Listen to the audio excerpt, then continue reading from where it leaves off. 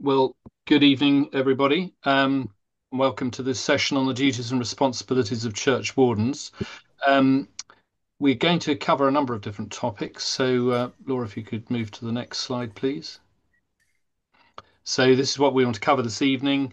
We want to have a bit of a canter through the duties and responsibilities of church wardens under canon law. I think it's important that you understand the basics in that regard.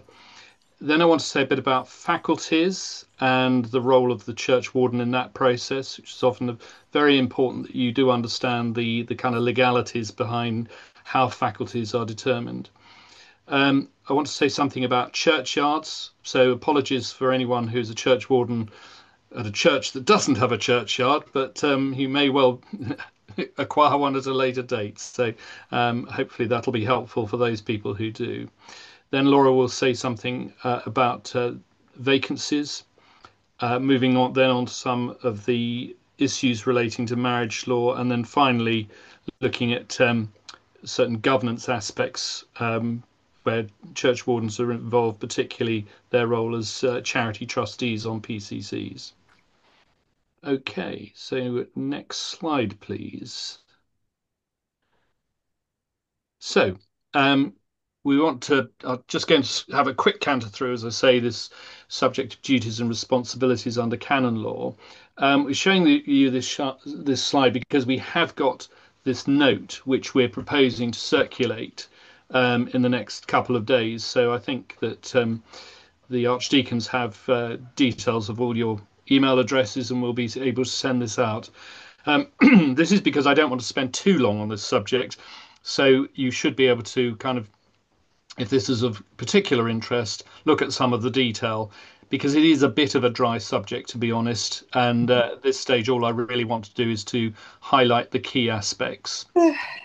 So moving on. Um, so it is looking at your responsibilities under canon law. Now, many people might think that, oh, well, surely it's the Church Wardens Measure 2001, which governs everything to do with church wardens. Um, but you may well be aware that that really only deals with the appointment process for church wardens and when they can be disqualified and things of that nature. It's Canon E1 of the canons of the Church of England that really lies at the heart of your responsibilities. And what I would say is, if you haven't read Canon E1, it's well worth taking some time just to, if you don't actually have a copy of the canons, then just look it up on Google and have a quick read. It's only about 6 sections, and you can read it in 10 minutes. But I think you should all be familiar with that. There are other provisions relating to church wardens found in particular in Canon F. What I would again recommend you do is just go into the section online, Canon F, and type in under search facility church warden and see where that's used. And that'll cover quite a lot of the ground that we're going to look at briefly now. So I think the first thing to say is that under paragraph 4 of Canon E1, that states that you're an officer of the bishop. But I think I've always maintained that this is a bit of a misnomer in a way because actually the bishop has very little power over you. It's actually quite difficult for a church warden, sorry, for a bishop ever to remove a church warden. So it's really for the parish to do that process by simply not re-electing you at the end of the year. There are certain grounds on which a bishop can remove, but they're usually pretty extreme things. So, as I say, it's a strange title, but and it's often described as a misnomer because in reality, church wardens are first and foremost the principal representatives of the parish, of their parishioners, and that puts them in a very interesting position in terms of their relationship with the incumbent, the priest in charge in the parish, and their relationship overall between parishioners and the PCC. They've often been described as really having the role of a critical friend, somebody who is going to listen to what parishioners have to say and feeding back to their incumbent. Um, and not just rolling over and saying doing the bidding of your vicar, but actually exercising independent judgment, independent views. On the other hand, it's not terribly healthy either when the poor priest is rather dominated by the PCC and the churchwardens. It should be um, a a dynamic, an equilibrium between the two, where you have a good relationship with your vicar, and when it works, it works well. As I say, that is a key aspect, in my view, of what a churchwarden does. Um, there is this provision again, it's in Canon E1 about encouraging parishioners in the practice of true religion and promoting unity and peace. I mean, this is clearly quite arcane stuff, but it is there in canon law. Um, and also these other aspects about maintaining order and decency in the church and churchyard and holding title to the movable goods. Again, all set out in Canon E1. So next slide, please. Um, Obviously, you'll be working closely with the PCC in maintaining uh, the care and repair and insurance of the building. You have these specific functions again covered by canon law, um, keeping the logbook for the church, um, representing the parish in faculty proceedings, which is something I'll come on to specifically shortly. Um, you have that responsibility for being in charge of seating in the church. Um, and it'd be a nice position to have to tell people the church is full, but in theory, you do have that responsibility. Organising communion, organising the offerings and collections. I'm sure you're all very familiar with that. Again, there'll be more on these responsibilities in the note which we will be circulating. So next slide, please. And that's really all I want to say about duties and responsibilities. You will receive more information later. And over to Laura. Thanks, Joss. I just briefly wanted to mention vacancy because there is a specific role for churchwardens during that time. So when we talk about vacancy, legally, we're talking about the period of time where there is no incumbent either installed or collated into the benefice, and also no priest in charge really either. Um, During this time, the churchwardens adopt this role, which you may have heard previously being referred to as sequestrators. So, as set out on the slide, together with the area dean, during the period of vacancy, the churchwardens are the sequestrators of the benefice. And this is a very historic role, and over time, the duties of the sequestrators have sort of depleted. And there was a consultation carried out by the Law Commission relatively recently with a view to looking to abolish the role altogether. However, to date, nothing has come of that, so it remains. But essentially, in that role, you have responsibility to ensure that life within the parish goes on, that worship continues, that the mission of the church continues to be promoted throughout the benefice. So in practice, that will mean making sure that services still continue, making sure that the registers and records relating to the parishes within the benefice are kept up to date, making sure meetings still happen, so meetings of each of the PCCs within the benefice. And you also, strictly speaking, have control of the parsonage house within the benefice, so where the incumbent would live if you had an incumbent. Um, Generally, you won't have a lot to do on a day-to-day basis in terms of the property. However, if, for example, uh, there had been a decision that that property wasn't going to be used for a long time and it might be available for use for somebody else, it could be licensed to them.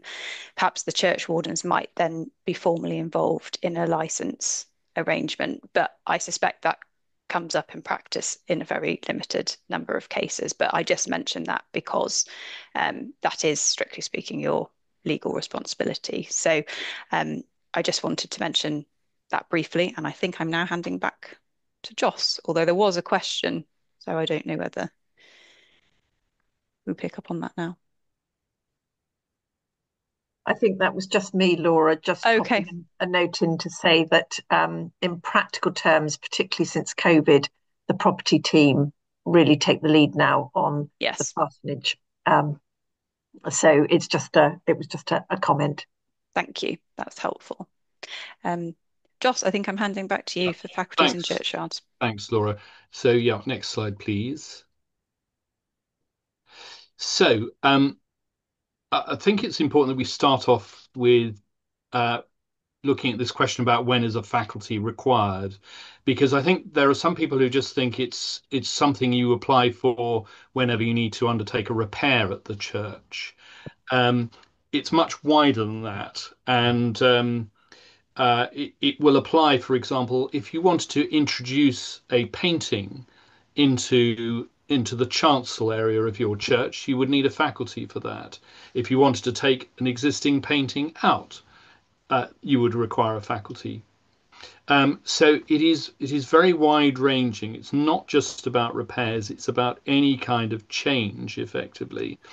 And what I always say is if you're in any doubt about whether any action requires a faculty or not, your get out of jail free card is to speak to your uh, uh, either to your area dean or to one of the archdeacons, because they will be able to look up the answer for you, or if they don't know, they can always come to the registry.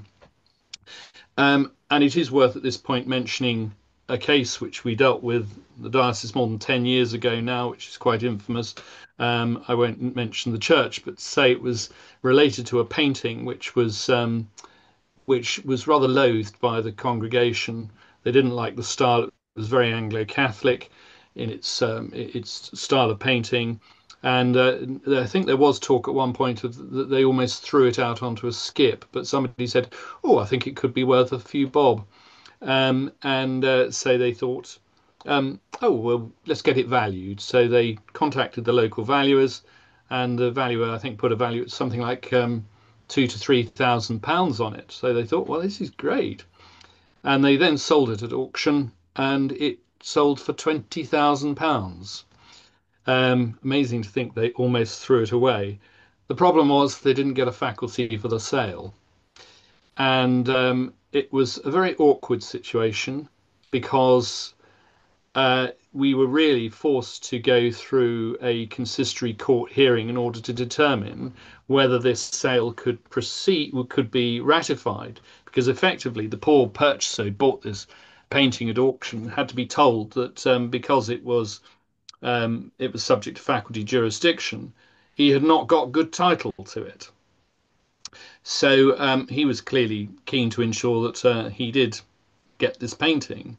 And after a very long legal process, um, we eventually persuaded everyone that it should go through. But it was opposed by the Church Buildings Council, who regarded this painting as a church treasure and said it shouldn't be sold. But the church was also in dire need of cash. It had asbestos in the building, so the whole thing was real embarrassment. And also, the previous chancellor who heard this case was a woman who did not mince her words, described the churchwardens in that case as having been very, very stupid, which was a phrase which was published in the Church Times. So make sure that that's not you, I think, is the message that comes out of this. And it would have been so easy for them to have consulted with their archdeacon. In fact, it was on the list for somebody to actually to do that, and they didn't. So anyway, that's my little horror story. But also the main takeaway point with that is always think about faculties, and do you need a faculty for whatever it is you're proposing to do, and speak to others. There's plenty of help out there to assist you with that. I'm sure that you'll be familiar with List E and List B works under the faculty jurisdiction rules, with List A, of course, being very minor works, List B being matters that are perhaps more fundamental, but which can be approved by one of the archdeacons. Um, we have noticed in the past with some people trying it on under List A. In fact, I do recall on one occasion somebody read out at the Ecclesiastical Law Association, which is the group of registrars up and down the country. People had gathered a number of try-ons, as it were, and we all had a good belly laugh over that as to the sort of things that clearly did need a faculty, but which people were trying to say were routine works of repair.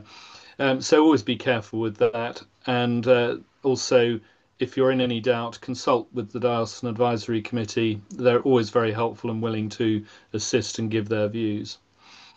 What I then wanted to talk about was how the faculty process works when it comes to the Chancellor making a decision about a particular application.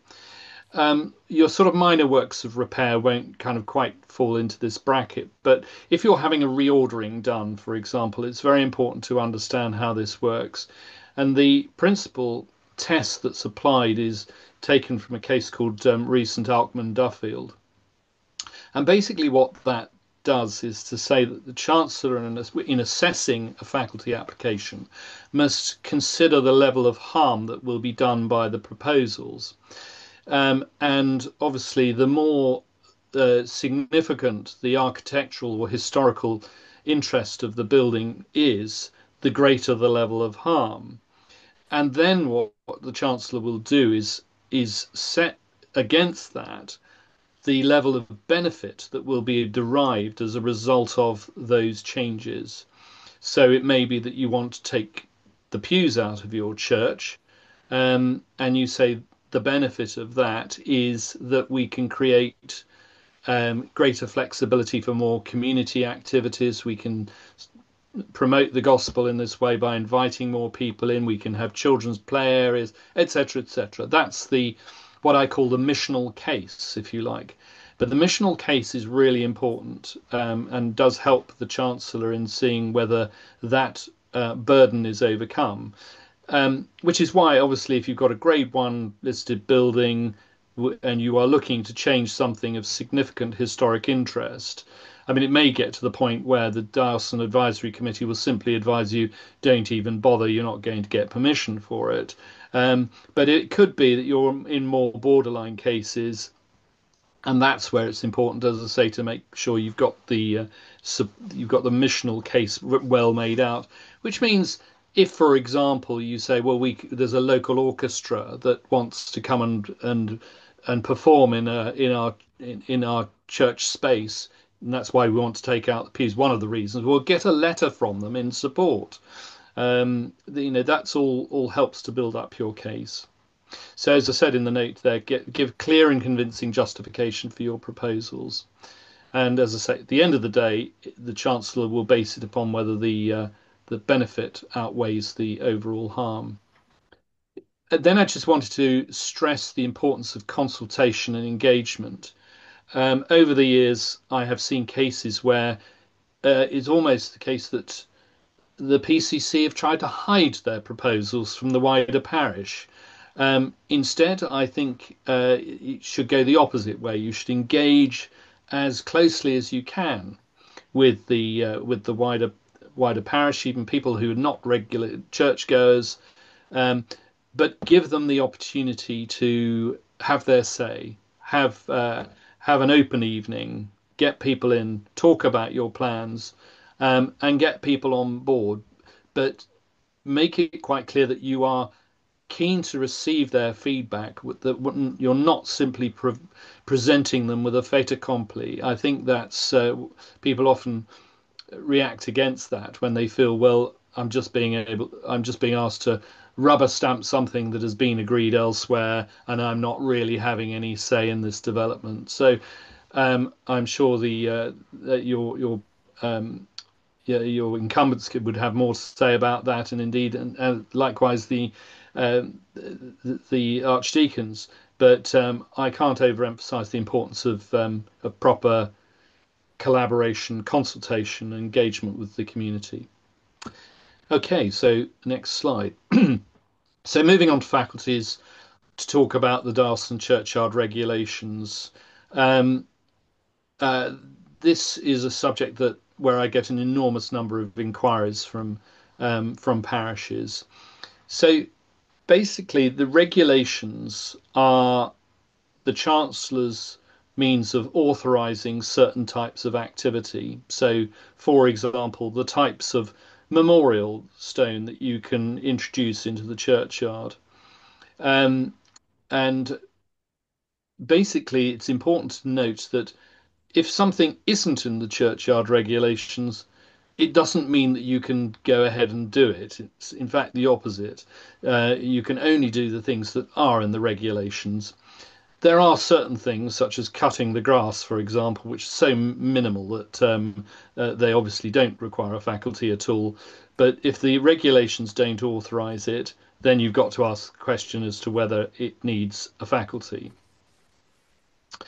Um, there are occasions where you get certain matters that are somewhat borderline. So you may have somebody who is asking for an engraving on their headstone, which is not obviously within the churchyard regulations, and that's worth raising with your Archdeacon, who may often speak to me, and I would in turn speak to the Chancellor about whether that proposal can be informally agreed by extending the delegated authority that an incumbent has to approve those kind of borderline situations. But in all other cases, if it's clearly way out with the regulations, you're going to need a faculty to have it authorised. We do also think that it's a good idea on some occasions to get an initial view on faculties and whether one will be granted, so people are not wasting their money pursuing something that is a complete no-hoper. Okay, so I then wanted to say something about burials in existing graves.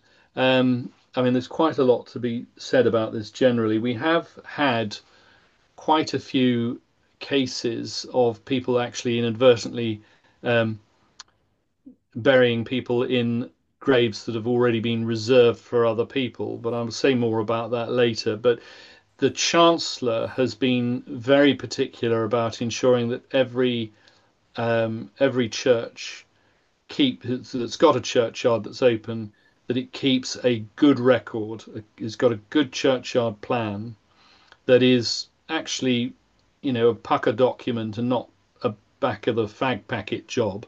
And I've seen quite a variety of different plans over the years because the embarrassment of getting this wrong can be very significant. So the worst, your nightmare is when somebody is buried uh, in a grave, for example, that's already been reserved, or in some occasions, a burial where somebody has already been buried there, perhaps many years earlier, where there is no memorial stone, and people have lost the original plan and just happen to think that it was free. And we had one case a few years ago where that exact situation happened, where the burial had in fact taken place. I think it was almost 70 years earlier, and there was no marker to indicate that somebody had been buried there. So caused significant pastoral upset. I'm pleased to say it was all sorted out okay at the end of the day, but it was difficult. But what I also want to say about burial in existing graves is that we have had a number of cases of people um, where there perhaps has been a husband and wife buried in a grave, and then a son or daughter may say that they want to be buried in that same grave. Um, it's you just have to be really careful about other third-party interests when people make those kind of applications, because um, people who make those requests on some occasions, I'm afraid to say they're not always straight with you, and they may not tell you that they perhaps have got a brother or sister who would equally like to be buried in that grave in course of time. And if you go ahead without actually establishing whether there are any other persons who might wish to have a say in that regard, it could be very embarrassing. So always ensure that in any of these discussions with people looking to be buried in existing graves, that the that all family members are consulted and everyone's in agreement. Okay, next slide. Thank you.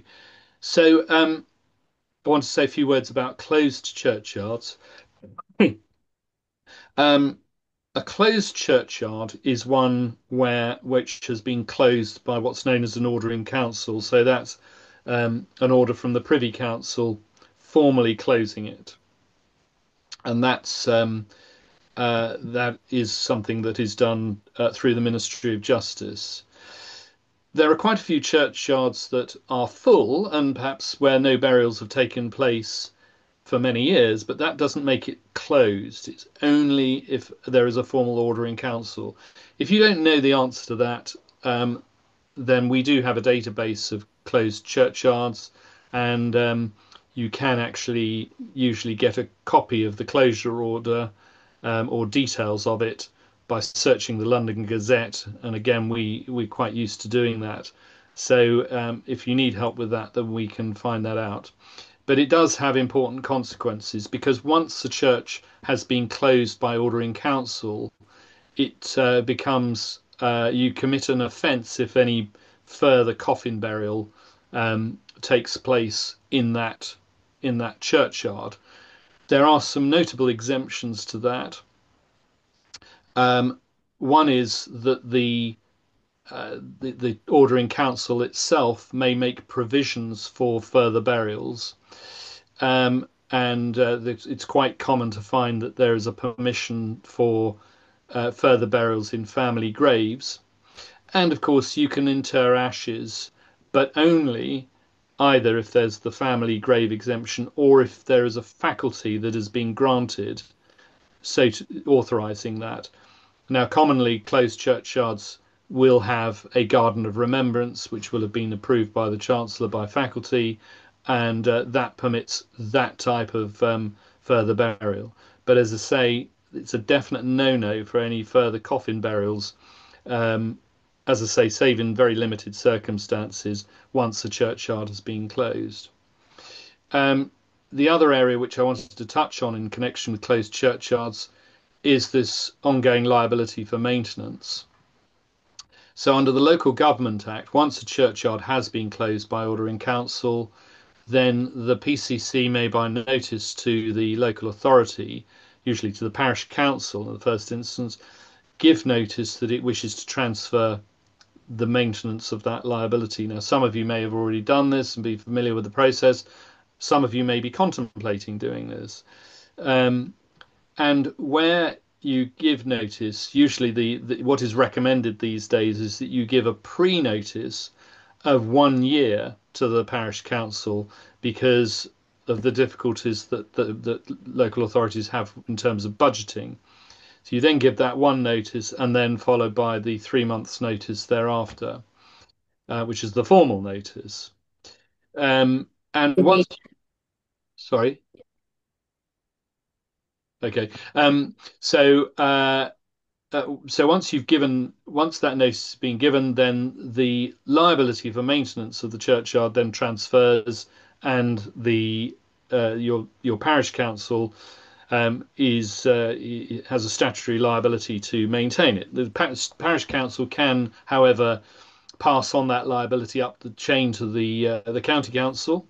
There's a mechanism for doing that, but the maintenance is thereby transferred. Now, what many of you, I'm sure, who've got closed churchyards will be aware of is the fact that the standard of maintenance, particularly when it comes to grass cutting and cuttings and things of that nature, sometimes leaves something to be desired.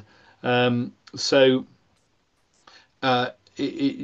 it does need some careful thought as to whether, in fact, you really want to do this. I think a lot of people feel, oh well, it just gets it off our plate and onto theirs, and it's a good thing to do. But it's it has its disadvantages as well.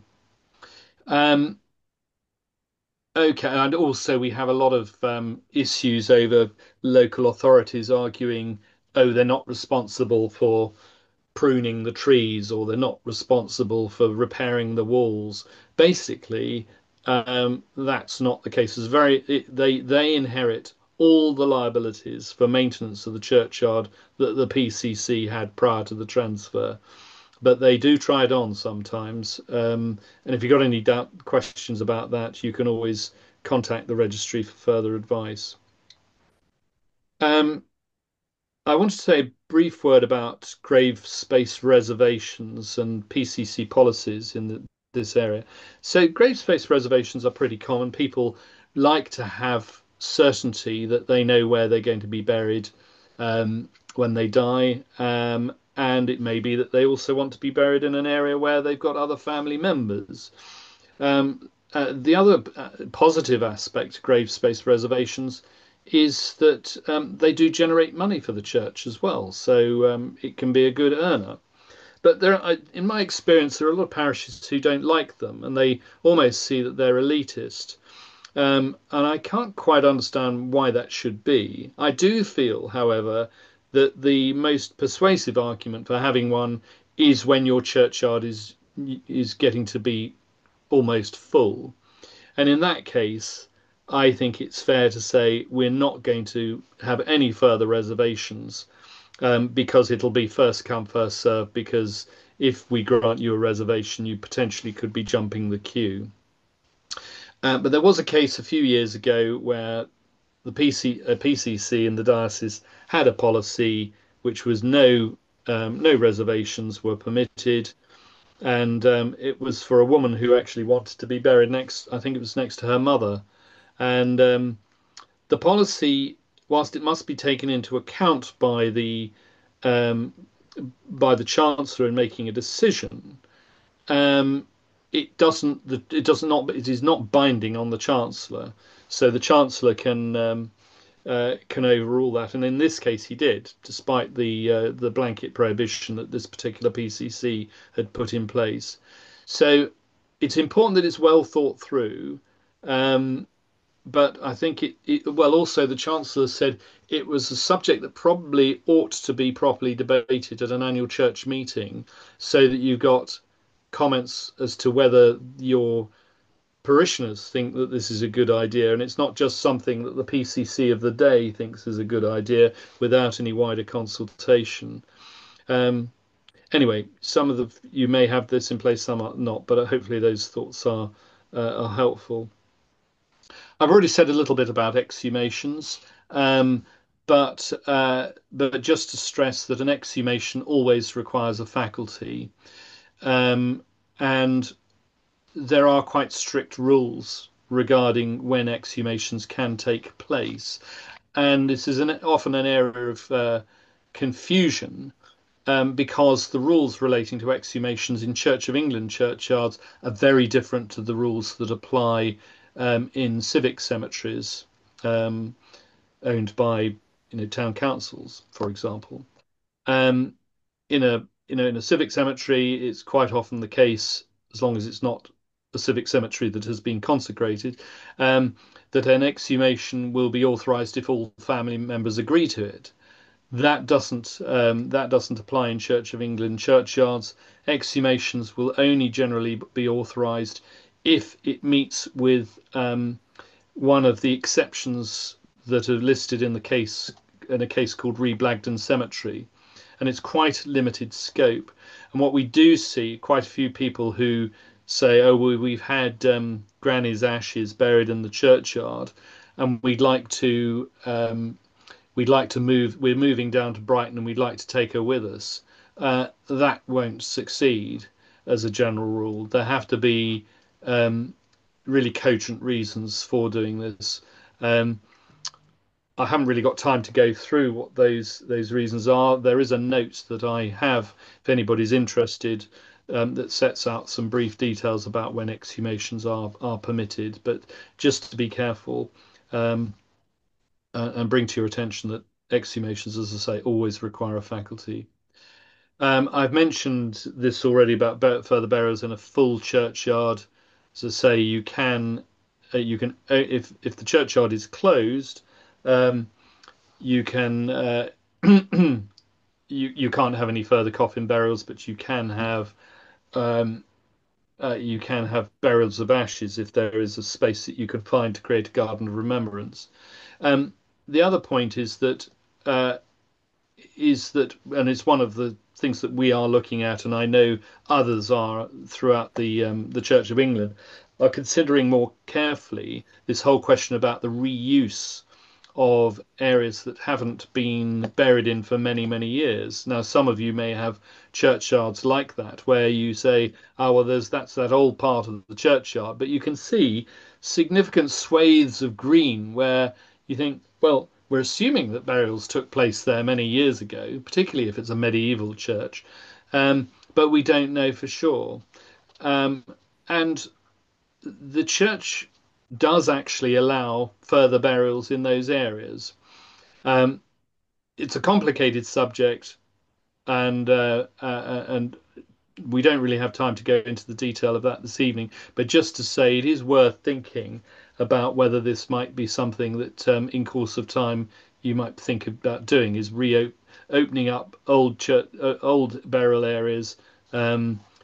In order to start burying afresh, as it were. Because historically, that's what the church always did. It's only in the last few hundred years that, with the advent really of stone memorials, that we've got to this position where we've not been able really to kind of have further burials in those kind of areas. Uh, Next slide, then, please. Well, that's the end of my section. And Perfect. Shall we? Thank you so much, Joss and Laura, for that. Shall we just pause at that point and yeah, go for some questions? yes, I noticed some of the chats popping up at that stage. Yes, so there's a couple of questions there in the chat. Are you happy to pick those up, Joss? So Yeah. the first one is: in a closed churchyard, who's responsible for tabletop tombs?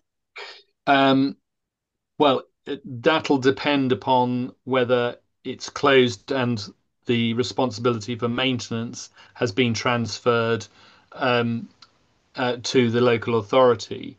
I mean, first and foremost, the responsibility will lie with the owners of the stone, of the memorial, and then the Lord provides that after that, the maintenance liability of a memorial passes to the heirs at law of those who are memorialised on that stone. Now, clearly, with a tabletop tomb, you're talking about a very ancient stone, and the view would generally be that it is the responsibility of the PCC if the churchyard's still open, or the local authority if it's closed, to ensure that it is kept safe and in proper repair. So, are parking areas, i.e., tarmac service, part of the churchyard? Um, I think if it, not necessarily. It may be outside the actual formal churchyard. I think that's the sort of thing which we'd need to look at in detail. Because, for example, you can have areas that are set aside as future churchyard areas where people can use that that area of churchyard for temporary parking, but knowing that in course of time it'll be used as a churchyard. Um, so, so I think the answer is it depends. But to come to you for help if that's Yeah, there's a question. yeah, Hilary, Laura, could we maybe lose the screen share for a moment just so we can see if anyone's got other questions? Thank you. And Hilary, thanks for sharing there on the tabletop tombs in the chat. Adam Klupps, our DAC secretary, has quite a bit of knowledge on those as well, so you can always go to him for advice on that. Do other people have questions? If you've got a question you'd like to pose, do you want to wave at me or raise a hand if you can know how to do that on the screen? Liz, I can see you're waving at me. Do you want to chip in with your question?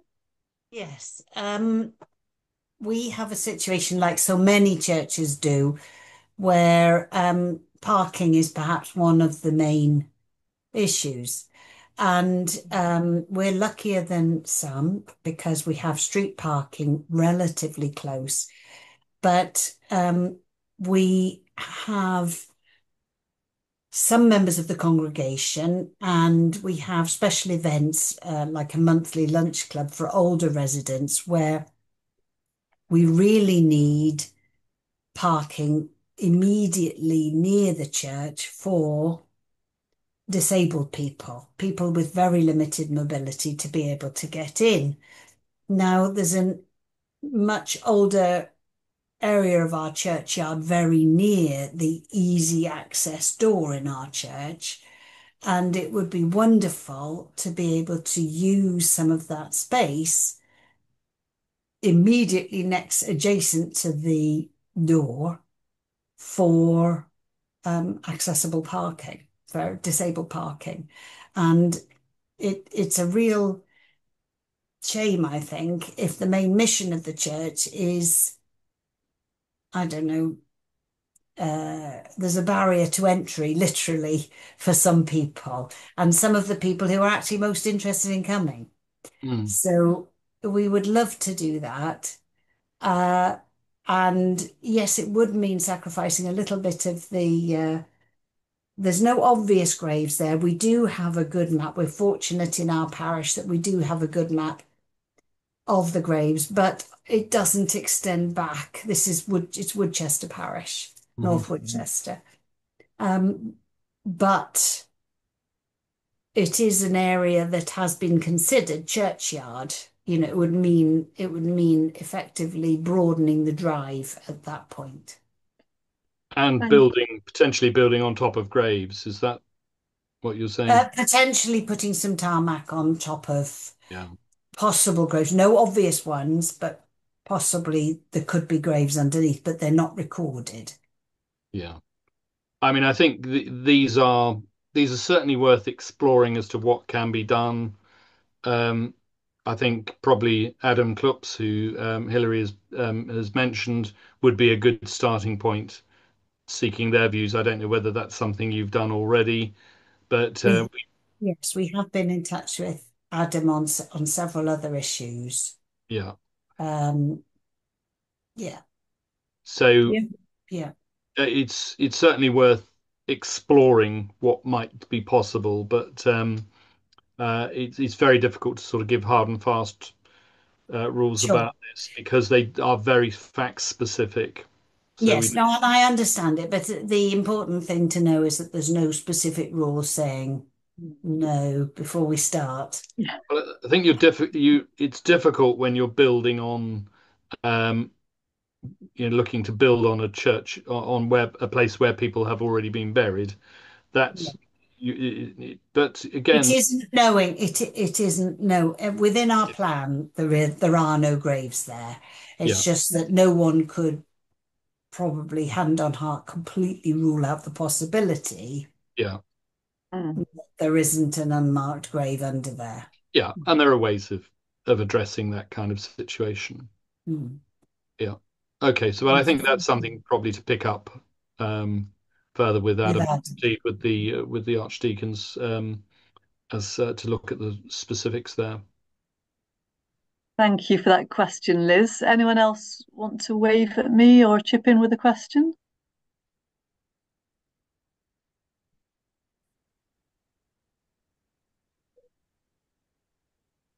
I don't see anyone waving at the moment.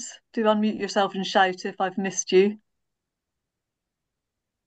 Or shall we move on to the next section of slides and weddings law?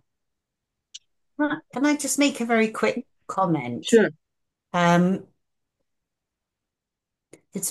I understand, we all understand why rules are needed. But sometimes, from the perspective of the PCC, who are all obviously voluntary, and the wardens, who are all very voluntary, um, and they are big, major responsibilities that you undertake when you take it on. And I would ask just that the diocese consider very carefully before making too many rules, because every church is different, which is every situation is different, as we've just said. And that's part of the joy of them, really. And rules, we've come unstuck, I can be honest, when it comes to interments of ashes. It's always been a Woodchester tradition to have basically a little stone, a very small, modest stone memorial. And it's been extremely popular with everyone all the families who have interred ashes in the churchyard, because they feel their loved one is getting as much recognition as a grave burial, albeit small and everything. But we now understand there is a kind of rule that is no longer allowed. And to be absolutely honest, in the scale of it's been quite awkward talking to some families. It's not. Why is the honest answer? Why is such a rule applied when they can see all these interment plots? For what purpose does it serve? It might be very necessary in some places because of lack of space, but to have a blanket, unless it's really necessary, unless it furthers the real mission of the church, which is to bring people closer to Christ, can we all think very carefully before we introduce any rules, especially on the planning side, because it can be such a barrier, an unnecessary barrier, and lead you to conversations that, quite honestly, and the opposite of constructive, and not what people want to be having with the church. If I could just respond very briefly to that, which is to say that if you were talking about wanting smaller stones, it is possible for PCCs to adopt their own rather more stringent regulations that they would apply, and for those to be approved by the Chancellor. So if you have, it sounds from what you're saying that you have historically had these markers, you could say, well, we want to continue that by having smaller markers, these flush markers, and that's what's going to prevail. You can't have anything larger than that. What you can't do is then say, because the regulations will stipulate you can't have memorial markers larger than 12 inches by 8 inches, I think are the dimensions. You can't then say, well, we'll have something much larger than that, because that would be to overrule the regulations. But yeah, something more stringent, you can actually enforce that. So anyway, that's all I really wanted to say about that, and we could discuss that further offline if that would be helpful. I think so, because ours aren't flush. Ours are like little mini gravestones. Oh, I see. Okay, yeah. I think just to pick up your wider point, Liz, if I may, in terms of the faculties and the rules and so on, I think something that we sometimes forget is that the faculty process is actually designed to relieve us from the planning processes. So we don't need to go down the historic planning processes within our church buildings because of the ecclesiastical exemption, which enables faculties to be done, which actually means that when decisions are made by the Chancellor and guided by the DAC, they are taking into account the mission of the church and that whole sense of what, as you say so rightly, we're here to spread the good news and to share that. And so that's why I think, as Joss pointed out, there is that, what is the level of harm, damage to the historic building, but then what is the benefit? And that's about the mission and ministry of the life of the church. And we're in a good position in that we're, a planning permission process wouldn't necessarily take into account that mission, but rightly so, our process does. So I do think sometimes we criticise the faculty system when actually, in many ways, it is there to support what we're about as a church. Yes, I can appreciate that generally. It is just this specific instance where there has obviously been a change and Yeah, it's impacted us negatively and we don't yeah, really understand why. yeah. Thank you for that. There's been another question come in from John around churchyard mapping. John, do you want to say anything more than you've said in your chat? Yeah, I was just wondering, excuse me, about the church mapping the churchyard. Is there anybody within Gloucestershire that's doing that? I know there's a bit of a thing going on that they want to map all the churchyards, but is there something within the diocese doing that?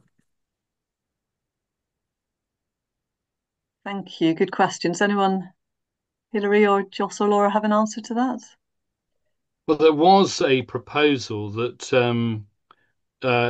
all the churchyards should be mapped by an organisation, the name of which just escapes me. But there was last year a big hoo-ha because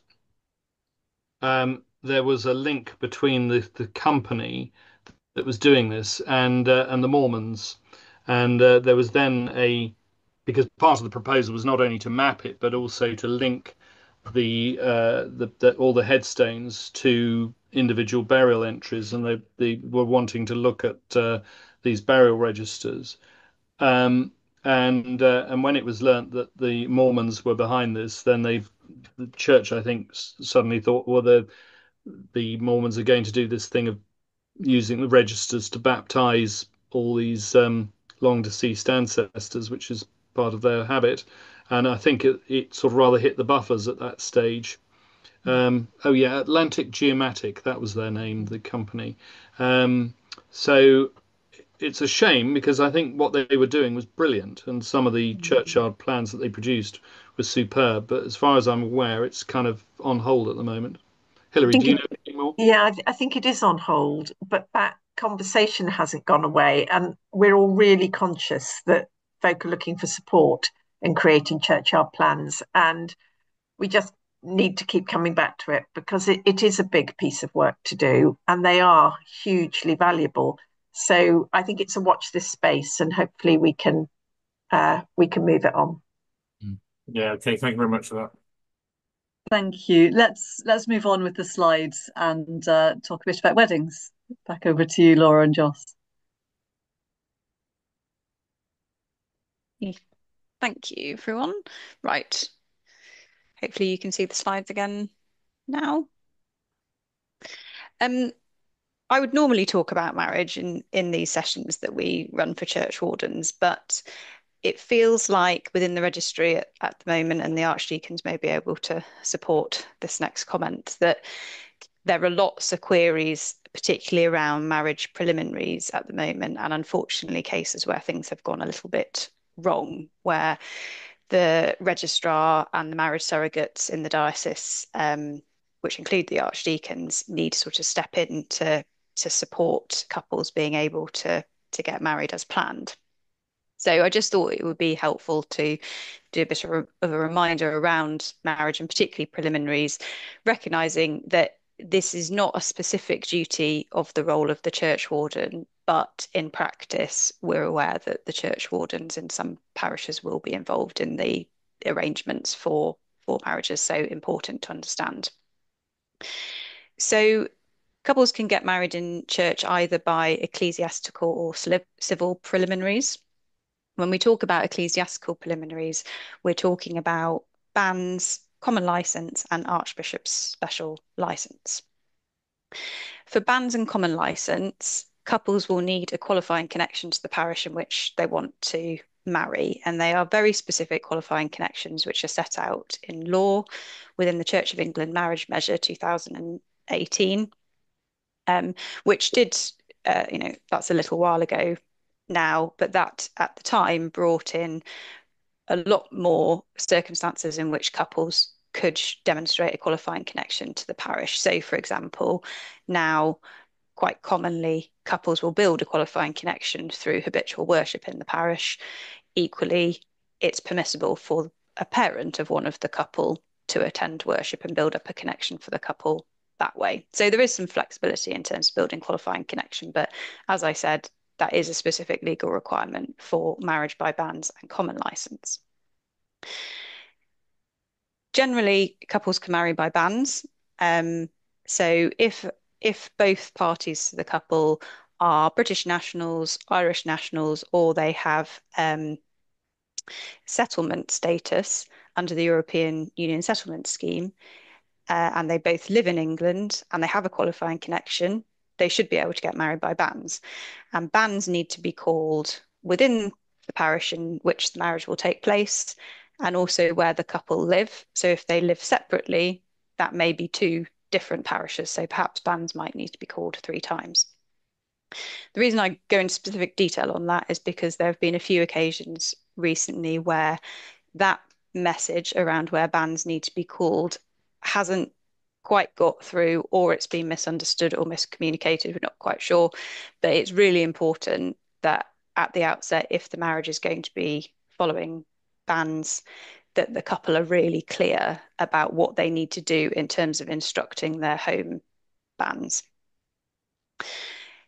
With a common license, now the most common reason we're issuing common licenses, and that's done by the registry, is where the couple doesn't live in England. So they qualify on a nationality level, they've got a qualifying connection to the parish where they want to marry, but they don't live in England. So they can't have their banns called, in which case they can marry by common license, and that requires the involvement of a marriage surrogate who will be there to hear the oath of the couple, which effectively is confirming that there's no legal reason why the couple can't marry one another.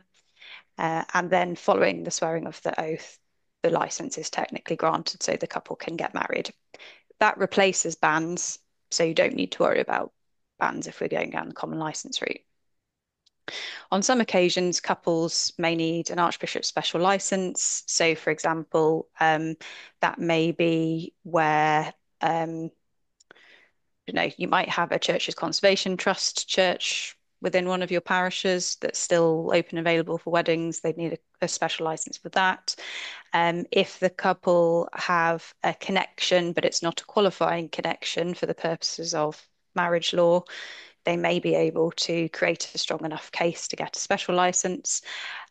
Or there are some proprietary chapels where they're not licensed for ban. They don't have parish church status either, so they may be able to get a special license for that. But that application is not dealt with by the registry. That's dealt with by the Archbishop's faculty office. The other route, as I said, to marrying in church is via civil preliminaries. So that is dealt with by the local registry office, by the civil registrar. And in that case, the couple apply for what's called a marriage schedule, and that was the new name or relatively new name for the Superintendent Registrar's Certificate, or SRC. In the registry, we don't tend to advise on civil preliminaries because our general policy starting point is that if couples are marrying in church, then ecclesiastical preliminaries, it should be the first port of call. But there are some circumstances in which couples do decide to go down the civil preliminaries route where the qualifying connections aspect does not apply in quite the same way. The other key use for a marriage schedule over ecclesiastical preliminaries is if you have one of the couple who do not meet the nationality test. So if you've got somebody who is not British, not Irish, does not have settlement status under the EU settlement scheme, then they will automatically have to marry by civil preliminaries. So quite frequently it's Australian or American, but it could be any other nationality. So that's just something to watch out for.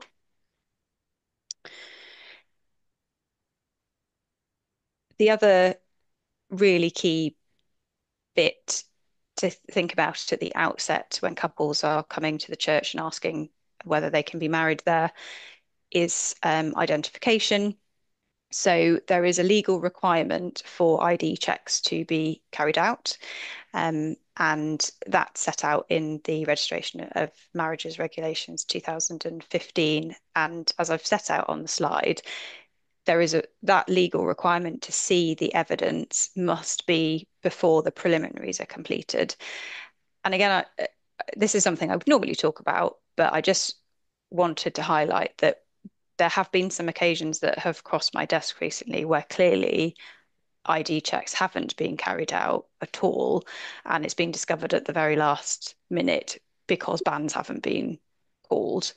And then we've had to unpick everything. And when things are left very last minute, it's sometimes not that easy to get what you need to be able to resolve things in time. So the legal requirement is to check nationality. Generally speaking, we would do that through asking for passports, although we acknowledge that not everybody will hold a passport or a passport that's in date.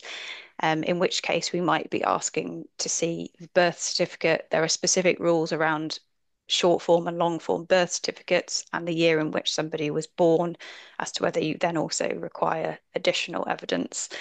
I think if this comes up within your parish and you're not quite sure what to do, then please ask one of the archdeacons. And if they can't help you, then I think they probably would come to us as the next port of call.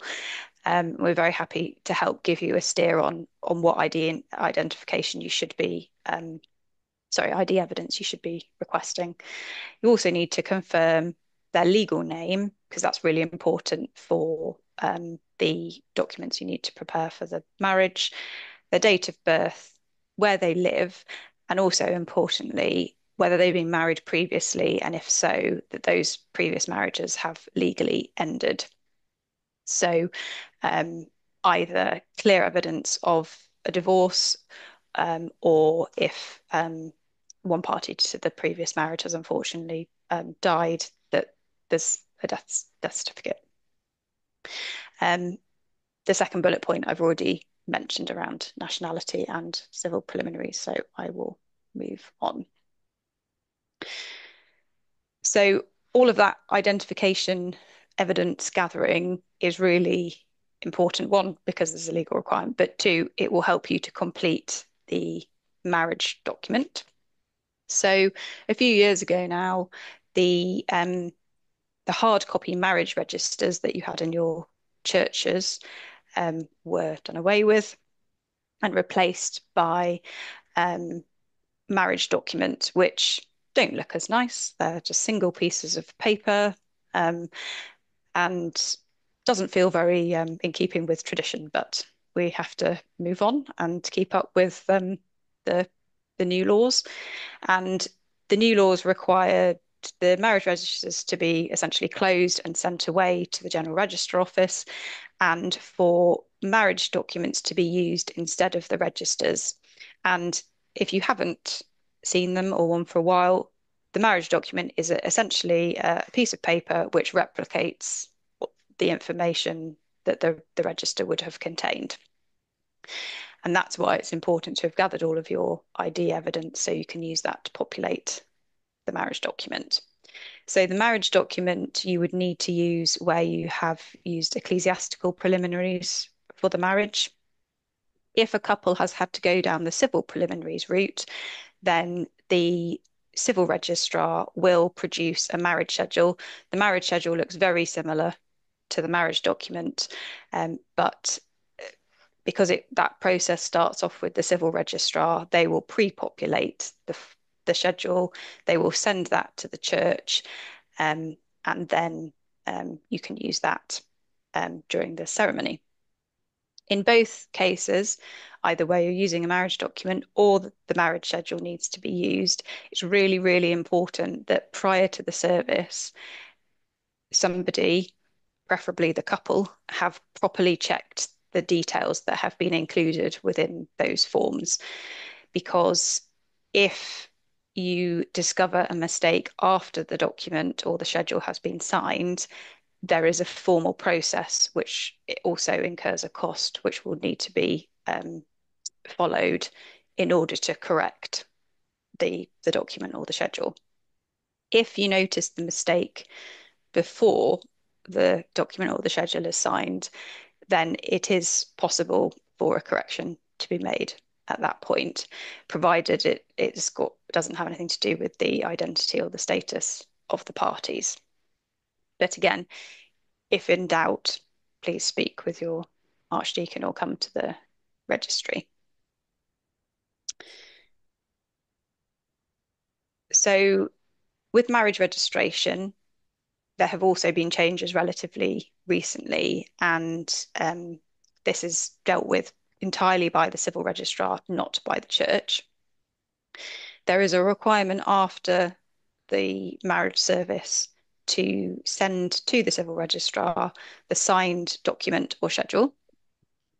That is, from a legal perspective, the responsibility of the officiating minister, but I think in practice we're aware that that may actually get delegated to somebody else, which may include churchwardens.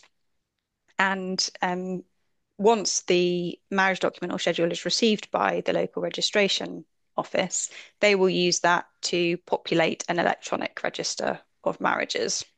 So there's nothing within the church that you need to do in terms of registering the marriage other than making sure that the document or the schedule is sent to the registration office. The one key thing to remember, though, which is really important to communicate to your couples, and this can be before the ceremony as part of the preparatory work, is that the couple will need to contact the registration office to get a copy of their marriage certificate, which again comes with a cost.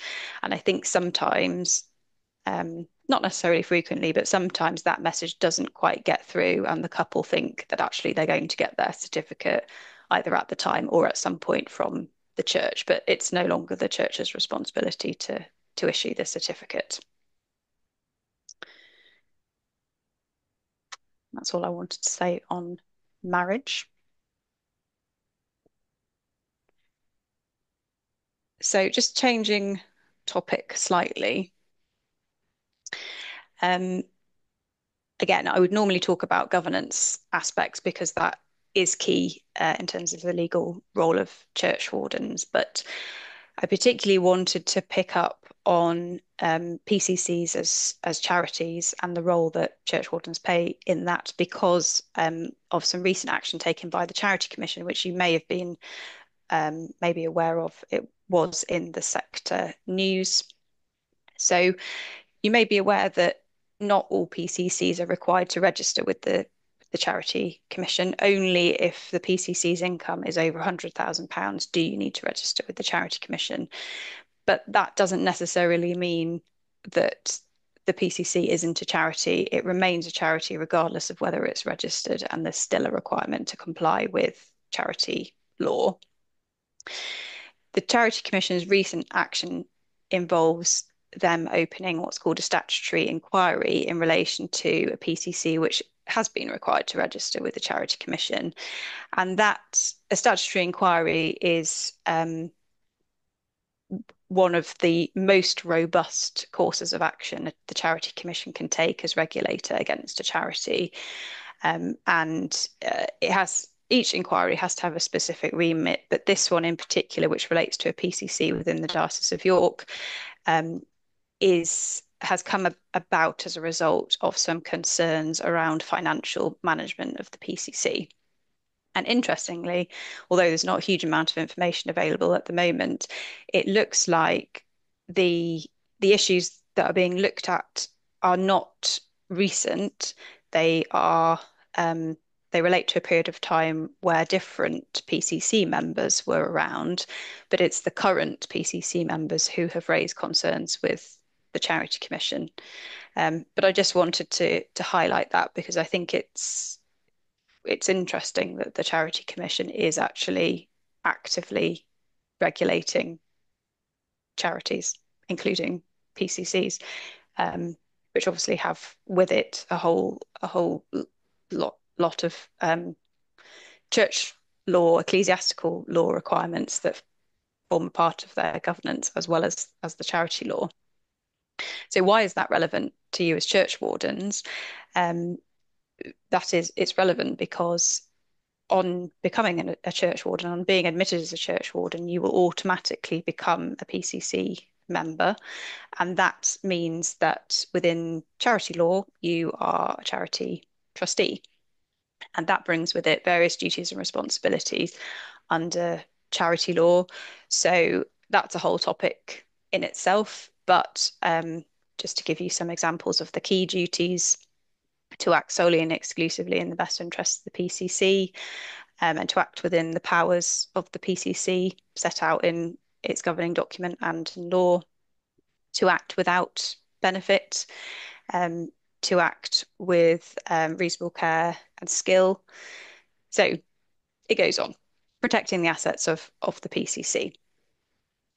I would recommend, if you're either new to the role or as a refresher, having a look at a piece of Charity Commission guidance, which is the Essential Trustee.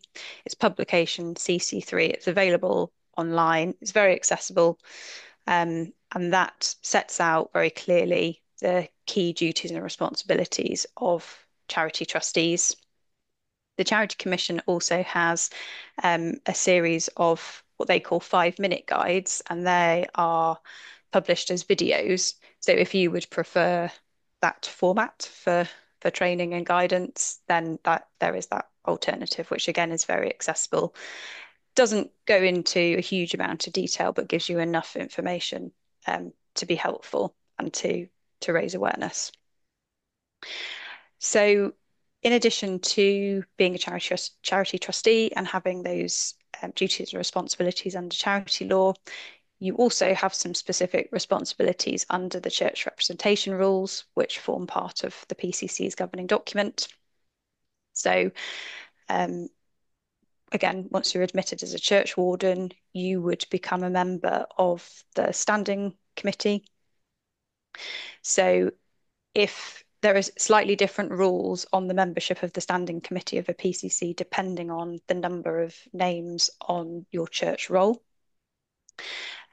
So if there are more than 50 names on the roll, then you will be, excuse me,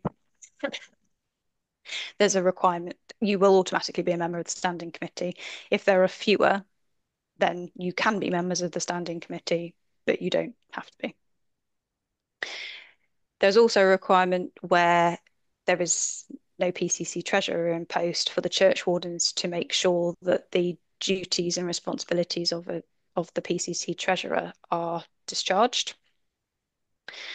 And I also just want to briefly mention the delegation of functions, because it is entirely possible and reasonable for you to delegate your functions or some of your functions as churchwardens and get some people helping you if you have willing volunteers. But it's important to remember that even if you ask somebody to assist you, you will still, as the churchwarden, retain responsibility legally for making sure that the particular function is discharged appropriately. Some parishes may formally have deputy churchwardens. Now, I think from experience, that phrase is used in a variety of situations, but from the perspective of the church representation rules, that phrase deputy churchwardens has quite a specific meaning. And the rules allow deputy churchwardens to be appointed whether there is a scheme in place allowing for that. So it's generally in places where there are multiple places of worship within a parish. Where there are deputy churchwardens, they will also automatically become PCC members. But if you have somebody that's helping you who is not officially a deputy churchwarden for the purposes of the church representation rules, they will not become a member of the PCC. So it's just distinguishing as to whether they are formally appointed as a deputy under the church representation rules. The final thing I just wanted to say around governance was just having awareness around any other charities or They might be referenced as trusts or funds, which are associated with your parish. And quite frequently, you see vicar and churchwardens being the trustees of those um, separate charities. And it's just important to remember, well, one, to be aware that they exist, but also to remember that they are separate to the PCC from a legal perspective. And so your role in relation to those charities will be in addition to your role as a PCC member. So being aware of what assets there may be, it may just be a pot of funds, but understanding what you can do with those funds, whether you can spend them all, whether you might have to retain the capital and only spend the income, which are otherwise known as permanent endowment funds, or might be referred to in your accounts as restricted funds. And also, when you're acting in your capacity as a trustee of these separate ecclesiastical parochial charities, trying to act without conflict, which is difficult because you will owe duties to the PCC as a trustee at the same time as owing duties to these other charities as a trustee. So essentially remembering that you are not you should not be thinking what's in the interests of the PCC when I'm thinking about what I do with this pot of money. I need to be thinking about what are the purposes of this fund and how can I best advance those purposes. And that may well be making a grant to the PCC, but it's just trying to separate those two different capacities out. I often refer to it as wearing different hats and just remembering which hat you need to have on when you're making decisions. Yes. Joss, do you want to do the last bit or shall I carry on? Do carry on, Laura. Thanks. You're bored of my voice, but I give you the option for some variation. We just thought we would end by talking about some practical tips briefly. So I think this has been a theme throughout this session, but please do ask questions. There are lots of people within the diocese who are always very happy to help, very knowledgeable, have amazing skills and expertise that they can use to support you. So we've talked about the archdeacons, area deans, we talked about the DAC and Adam Clups as well. And obviously at the registry, we're happy to help as well. Also, take notes and other records for you and your successors, which seems like a really obvious point, but actually that may not always happen, or it may not happen on everything. And I think it's really important, for your own sort of audit trail as to what you've done, but also to be able to hand over in an efficient and effective way to your successors in future. I've said consider appointing a deputy. A formal deputy may be not appropriate in all cases, but have a think about whether there's somebody that could help you on an ad hoc basis if you need support with your duties. A relatively straightforward one, sign up to the Charity Commission email alerts. That is straightforward, as I said, through the Charity Commission's website. I'm signed up. I find it really useful. They're not immediate, and I don't know whether they are timed based on alphabetical order or something like that, because people in my team seem to get them at different points, but they're relatively close to the thing that's actually happening. But it will alert you to changes in guidance, new guidance, regulatory action taken by the Charity Commission. So, for example, the statutory inquiry I mentioned, that there was an alert for that.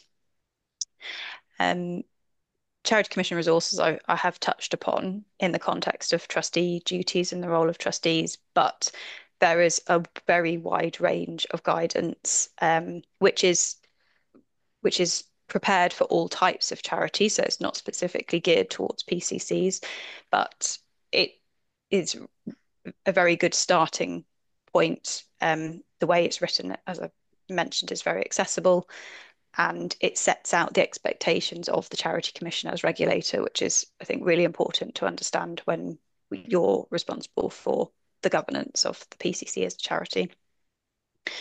attending training. So doing things like this really useful in terms of gaining more knowledge, refreshing your knowledge. Um, and then Parish Resources is a website you may be aware of. It's a Church of England website and has got a variety of information on there. It's got a good section on finances as well. So if you do find yourself without a treasurer, and legally speaking, you are obliged to discharge the role of the treasurer and you need support with the finances, then there's some good resources there. But I suspect the finance team at Church House are also a very good port of call. So they're just a few tips. Very happy to answer any questions if anyone has any. Laura, thank you so much. If you're happy to take the slides off, that would be fantastic. And do we have any final questions? Do wave or chip in?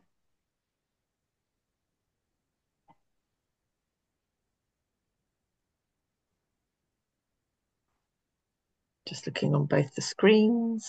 I hope I haven't scared people off by mentioning the Charity Commission action.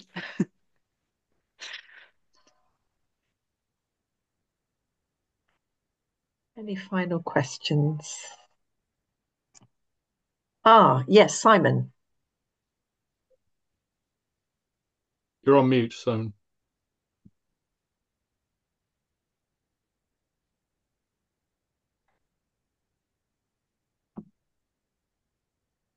Thanks. Let's just have a look. Laura, do you have to have a vicar and church warden account? So I think so. This is referring, I'm assuming, to the separate funds which vicar and church wardens might be trustees of, because they are, from a legal perspective, separate charities. Then ideally, you should have different accounts for them because, well, not only does that reflect the fact that they are legally separate to the PCC and any other funds, it allows you to account for them in a clear way and track the income and expenditure against each one. I suppose there is a bit of a balance to be struck because if they're very small, you obviously don't want to be operating lots of separate accounts. So I think you do need to look at it on a case by case basis, but the starting point would be they are individual funds and charities, so they should be distinguished from one another. Thank you. Hope that helps, Simon. Any other questions? Okay.